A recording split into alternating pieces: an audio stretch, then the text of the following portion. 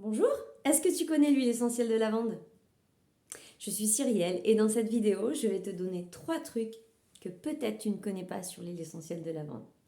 Pourtant, l'huile essentielle de lavande, elle est super connue, c'est la plus connue, d'accord? C'est celle qui permet d'apaiser les boutons de moustiques, d'apaiser la peau, d'apaiser même les bébés, de favoriser un bon sommeil, de déstresser, enfin, elle fait tout un tas de choses.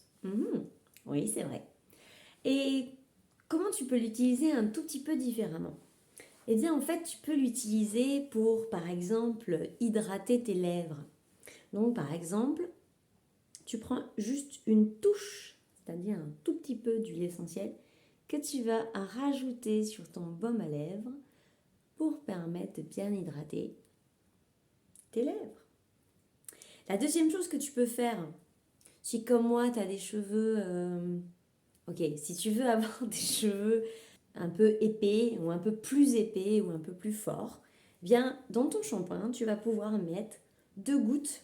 Donc, tu mets ton shampoing et ensuite tu mets 2 gouttes de lavande que tu vas passer dans tes cheveux et rincer sans en mettre dans tes yeux, bien sûr.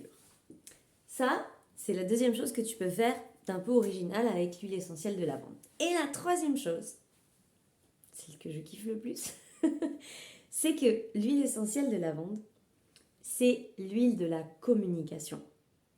Ça veut dire quoi que c'est l'huile de la communication? Ça veut dire que elle va favoriser une bonne communication.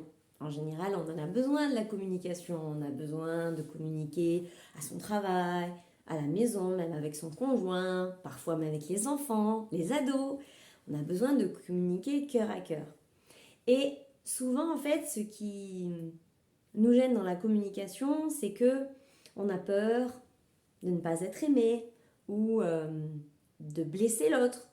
Ou alors au contraire, on n'a pas peur de ça et on va dire des mots qui peut-être vont blesser l'autre ou il va se sentir rejeté. Donc pour que chacun soit à sa place et soit dans son cœur et puisse s'exprimer de façon consciente en respectant les différentes parties, on peut utiliser cette huile essentielle de lavande.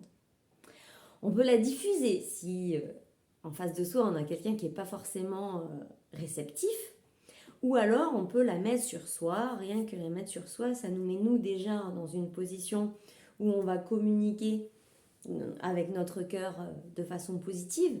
Et du coup l'autre, en recevant cette communication positive, va plus facilement en fait se mettre lui aussi dans cette posture.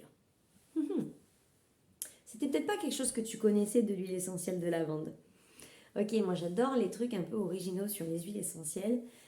Ce dont je viens de te parler, c'est avec les huiles essentielles de chez doTERRA.